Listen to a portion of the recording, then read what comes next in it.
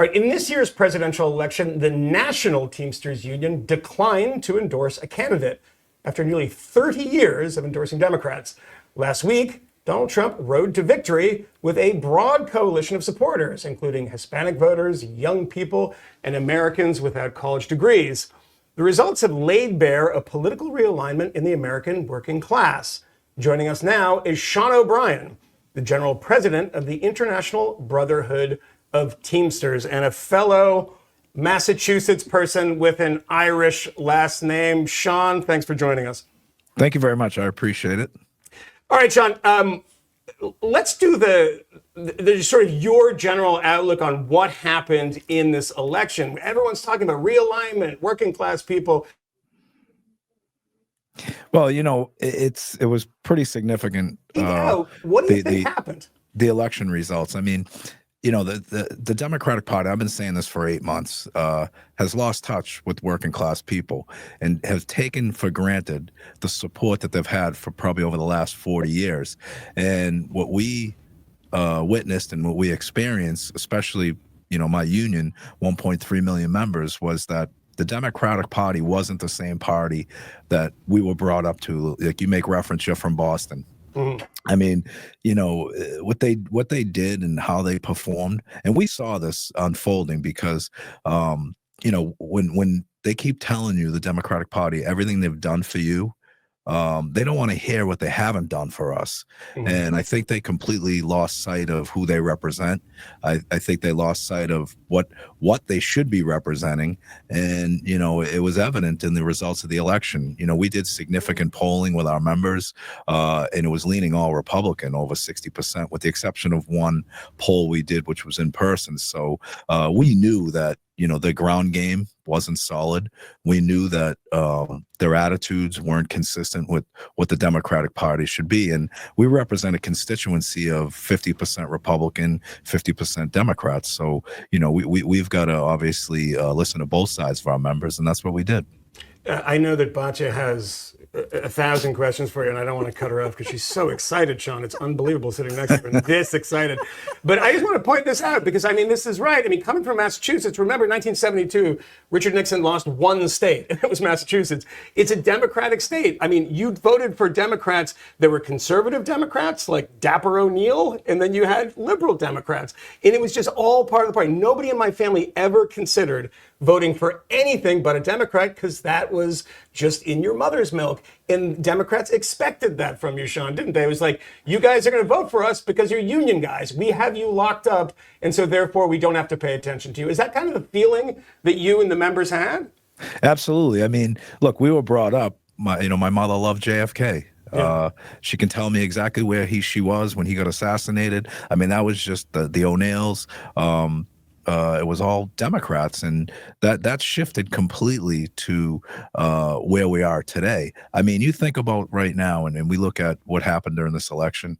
You look at big tech, how invested they were in the Democratic Party and Kamala Harris's campaign, and they were invested because, you know, they know that Democrats are weak right now, and I'm a lifelong Democrat, never going to change my affiliation. What I want to do is change the culture and get it back to where it should be. But you know, when you see big tech and big business, gig economy investing in the Democratic Party, you know something's wrong. So, Sean, you played a not insignificant role in this election, as far as I'm concerned. You were very brave. You went and addressed the Republican National Convention and then were booted from the DNC. You were not allowed, not invited to come and address the Democratic National Convention. Tell us a little bit about the behind the scenes there. What was your interaction with President Trump like? How did you feel after the Democrats didn't let you come and speak? And what was the response to both of those episodes from your rank and file? Yeah, I mean, it was great experience. But we, as an organization, asked both respective parties early on to speak at both conventions, and the Republicans got back to us right away. And I think if you witnessed the time slot that we were on at the Republican National Convention, I mean, we were in primetime keynote speaker Monday night. And the best part about the whole RNC was, we had to submit, my speech probably 48 hours prior to it. And a lot of the speech, when you listen to it, obviously all of it wasn't pro-Republican or pro-Democratic, it was pro-worker. So they tried to, the people behind the scenes, to your point, were trying to get us to modify my speech, because that's not the typical audience you're going to speak about American workers in front of. You've got corporate America, you've got corporate elitists there. So when we pushed back, said we're not modifying any of our speech. And we told the people, listen, if you don't want us to speak here, that's fine. They're like, no, you can say whatever you want, which was great. We actually reached out to Susie Wiles and said, look, if we have to modify the speech, there's no sense in us giving it. And she's like, you say whatever you want. And so that worked out well. Now, prior to going to the RNC, this is important, because, I've been saying all along, the Democrats, take us for granted. We've given $15.7 million to the Democratic Party in 2.5 years. 2 weeks prior, I met with Senate President at the time, Chuck Schumer, who asked for $550,000 for a PAC. And I said, look, just so you know, I'm speaking at the Republican National Convention. That's great. You've got to put, your platform out there. The day after I spoke there, he starts attacking me on Twitter and all those other social media platforms. And, I thought it was funny. And to your point about the DNC, we knew we weren't going to get an invite. It's like, they were all upset. And I would have gave the same message that I gave to the RNC, because it's basically the same corporate elitists that were at the RNC, just with different names and different titles at the DNC. So I thought it was I'm not upset about it. I thought it was juvenile. It was like retaliation, but at the end of the day, I think looking back, the Democratic Party right now, once they get past the Civil War with each other, they're going to look back and say, maybe we made a mistake. We should have had the largest, most influential union in the country that calls balls and strikes at our convention. But other than that, that's on them. Sean, let's talk a little bit about Trump and labor policy in general. I heard, this is what I heard, ad infinitum. I heard that Joe Biden was the most pro-labor president in American history. He was, in fact, the first president to join a picket line, even if it was for about 5 minutes. He still joined the picket line, making kind of motions towards the labor movement. I mean, I know you probably have had your issues with Donald Trump on right-to-work laws and things like that. How do you think of Donald Trump's policy? I mean, we know that you guys are kind of largely on board on tariffs and things like that, but labor policy writ large. I know on individual levels, Josh Hawley, people like this, the Teamsters have been supporting. But what about Trump? I mean, what are your fears of a Trump administration in having sort of what I would presume you guys think are like old school Republican policies like right to work, and how those will be integrated into the administration? Yeah, I mean, look, there's always the fear of the unknown, right? So Joe Biden has been the most pro-union president we've ever had. We keep hearing the rhetoric, we fixed your pensions. And they did fix our pensions, but they fixed a problem that they created in 1980 with trucking deregulation. And I always use this scenario. We used to play street hockey in my neighborhood, and if I broke my mother's window in 1980, and she's asked me for 40 years to fix it, and I decide to finally fix it, should I get accolades for a problem that I created? So that's one aspect of it. They have been great. A lot of their policies have been pro-worker.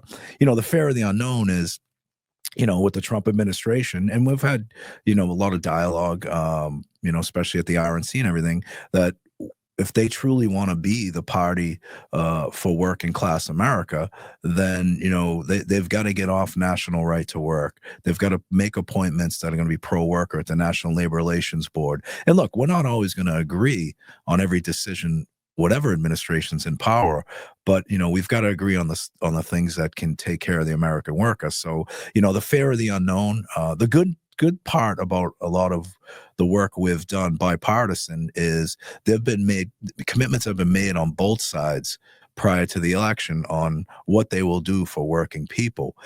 We just got to hold them accountable. And like I said yesterday, I did an interview with the Boston Herald, and I said, look, either way, 4 years is not a long time. So if people don't live up to their commitments and promises, then we've got 4 years to build a machine to actually get some people in there that will do the work. But I'm hopefully optimistic. We can have some dialogue on what's important to us, and the ball's in their court. What do you think is the role that immigration played in the 60% support of Teamsters for Donald Trump? I mean, the national unions used to be very restrictionist on immigration.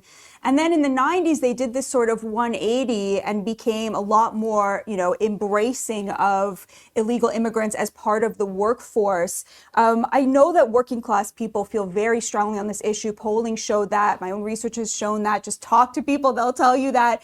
And Trump actually talked about it a lot in his speeches. He talked about how illegal immigrants are taking Black people's jobs, Hispanic people's jobs, and union jobs. And I'm wondering how you see this issue of immigration, how it played out in this election. Well, I think the immigration issue is a real issue, and I'll speak from a couple different angles on this. Number one, we're all products of immigrants somewhere, and my great-grandmother, my great-grandfather came over here from Ireland. They came over the right way. I have a problem personally when people come into this country with the agenda to commit crimes and do things that aren't popular in America. That's a problem. Now, look, if someone wants to come into this country the right way, live the American dream, that's what we should all embrace. But I think this election, and this is where the Democrats completely, misread this one. I mean, they kept, saying Trump's going to deport all the immigrants and all this stuff. At the end of the day, what it came down to was an economic election. I mean, the social issues are important, but I think the voting reflected that it was more about inflation. It was more about gas prices. It was more about creating jobs. And look, there's all these jobs reports, how this administration has created all these jobs. I don't know if those numbers are factual. There has been some jobs created, just like in every administration. But at the end of the day, this came down to pure economics, and people made their decision on who they think will put more money in their pockets, lessen inflation, and give more opportunity. And the proof is going to be in the pudding. It is an economic election, but a lot of people are pushing back on this idea that the cultural issues were kind of a big deal amongst voters. Oh, Kamala Harris didn't run that campaign. Look, and maybe I am, stereotyping people that I know and growing up around union people, but the Democratic cultural message seems so untethered from most of the working class people that I know. Well, obviously the economic issues are the biggest ones.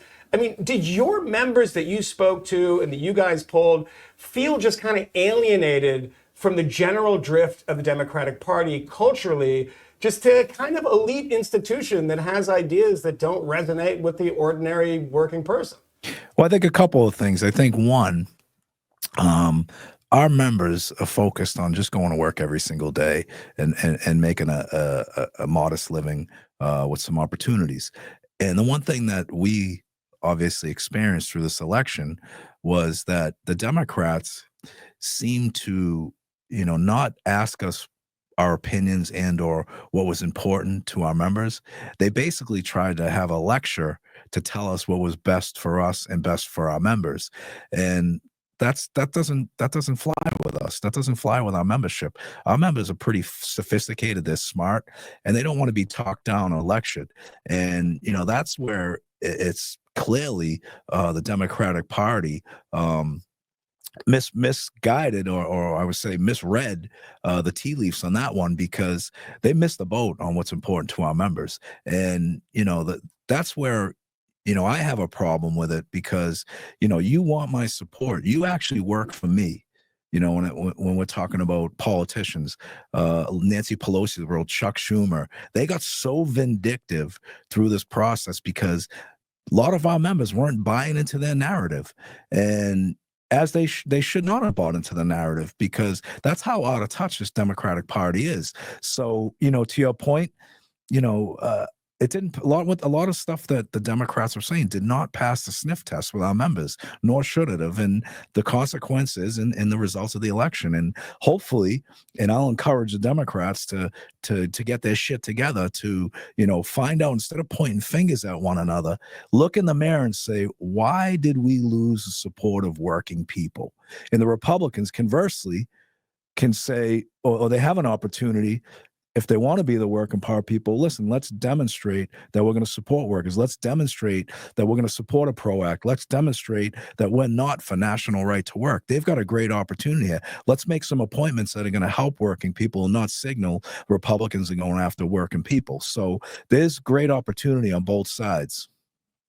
You showed real leadership in being willing to do what I think you're correctly pointing out the Democrats are unwilling to do, which is you listened to your rank and file, and then you made a decision based on what you thought they wanted you to do.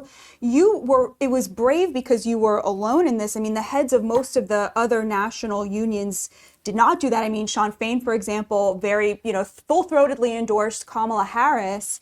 What are we to make of the future of unions in this context? Did you start a tsunami of, this sort of, I always say that courage is courageous. I mean, is contagious. Did you start something here where, next time around, it'll be harder for electricians to endorse the Democrat who is not, representing what their rank and file want? Or is, the Shawn Fain model of just sticking with the Democrats going to, be the future? By the way, this is something I think people don't realize, but 25% of the United Auto Workers now are university workers. And so even within the UAW, you have the kind of class divide over so many of these issues that divide, the college educated from the working class. So where do you see the Democrats learning from this, and unions and labor sticking with the Democrats in a better version of the Democratic Party? Or do you see unions becoming a kind of nonpartisan force that really plays each side against each other to the benefit of the American working class?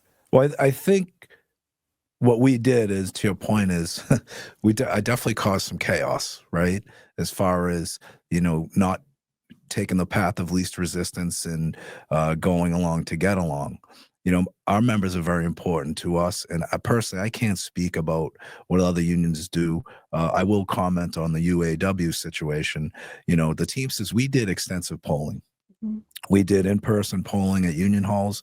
We did a polling, 1.3 million of our members through a QR code in our magazine. And then we did some research-based polling using the Harris-Walz pollsters, or the Biden-Harris pollsters, I should say. And it was all leaning 62% Republicans. So that's your members speaking. That is who I work for. But, we took some criticism because we didn't endorse Trump, because 62% of members wanted it, but we still have to represent the other Democrats in our union equally. And we did this, with pure intention of listening to our members. The UAW, Shawn Fain was on Neil Cavuto last week, and I don't know what polling he did, but he said, our members are going to, vote Michigan. We're going to win Michigan. Our polling suggests that our members are all for the Harris-Walz campaign. Well, clearly that wasn't the case. So I think what's going to need to happen now is our members have loud voices. Our members are smart. And I hope, and again, I don't know any other union politics. I know a lot of the union leaders. Maybe we take a step back and they need to assess, what their members are failing and what their members' issues are. I sat at a round table about 8 months ago with all the Democratic senators, with 4 other general presidents. And, it was like a love fest. And then my opportunity to speak, they asked me, why are your members voting Republican? And I said, it's clear. You've lost touch with workers. You've lost touch with my members. You're supporting big tech. Every one of you around this table is taking money from big tech. And I go, I can only speak for the Teamsters Union, but big tech means autonomous vehicles. Big tech means AI that's going to destroy Teamster jobs. I said, that's where we have a problem. That's why you're not focused on it. And, we knew 8 months ago that the focus on the Democrats were just staying in power, not really listening to our issues, not looking to solve our problems. And, I think that's part of the issue. John, though, on that issue, do you have, I mean, you have members that are supporting Republicans that are presumably voted for Donald Trump because of that. And, you know, who's the closest person to Donald Trump these days who was just appointed to a brand new agency, which will probably have no teeth but make recommendations, called Doge, you know, is Vivek Ramaswamy, a big tech billionaire himself or multi-millionaire, and Elon Musk, the person that gives us Tesla, and you know they are autonomous driving vehicles on their own. I know they've made a lot of technological advancements towards getting trucks on the road that will do that too. So I mean, right next to Donald Trump, you have Elon Musk. Does that worry you? Listen, it doesn't worry. We've been in fights with everybody our entire lives. I mean, I think we recognize that, you know, potentially if this administration supports the demoralization of good middle-class jobs as a result of technology, then we're going to have to take that fight on, whoever it is. Would be facing the same fight if Kamala Harris and Tim Walz won, because look, her brother-in-law and her it was the general counsel for Uber, and Uber's play, like Lyft and every one of these gig companies, is to have, you know, everything be autonomous, and we'd still be fighting this big fight. Gavin Newsom, you know, the Bradley Cooper lookalike governor of California, who we supported in the rerun election. You know, we had a bipartisan bill teed up in California that would require human operators in autonomous vehicles. And as soon as it got to his desk, he vetoed it. So, you know, that just signifies that, you know, the Democratic Party, especially, you know, the tech companies are focused on the Democratic Party because they know it was going to be a layup. You know, we're viewed as, I think, the big tech, the gig companies, they're looking at the Democrat as a layup. You know, they can get whatever they want. Mm-hmm. And conversely, we may be fighting that same battle with the Republicans. We just got to figure out how to do it. We can't, you know, curl up in a ball and say, oh my God, I can't believe this is happening to us. We got to do what we do best, is fight, if that's the case. And we're going to continue to do that, whoever's in power. Sean, let me ask you a quick follow-up on that. There's something that, you know, I had conversations with a few people about. Longshoremen's union strike happens, and the head of the longshoremen's union, somebody dug up an old clip of him. And in the clip, he said, you know, the worst thing that, you know, one of these things that he was really upset about is we don't want automation. And you look at what happened with Easy Pass, because that got rid of jobs of people in toll booths. Now, I am somebody who drives in New York City, and I drive up to my parents in Massachusetts. And Easy Pass has been the greatest thing that ever happened to me, so I don't have to sit in traffic all the time. You know, and you have, well, sure, some people lost their jobs. The question is, what is the level of automation that people within your union, in the labor movement in general, I know you can't speak for all of them, but what level of automation will they accept, right? I mean, because there's, you know, remember back in the day, people protested the tractor because the tractor got rid of, you know, 50 jobs of people in the field, sowing the field by hand. I mean, do you have some sort of like, okay, well, we expect that technology is going forward, we're going to accept some level of it, but here's our limit? Yeah, I mean, look, there's no denying the fact that technology is going to eliminate jobs. You know, everybody's focused on efficiencies, and it's not just a longshoreman, it's in every industry. But what we've done as a union is looked at, you know, how can we create jobs as a result of the implementation of technology?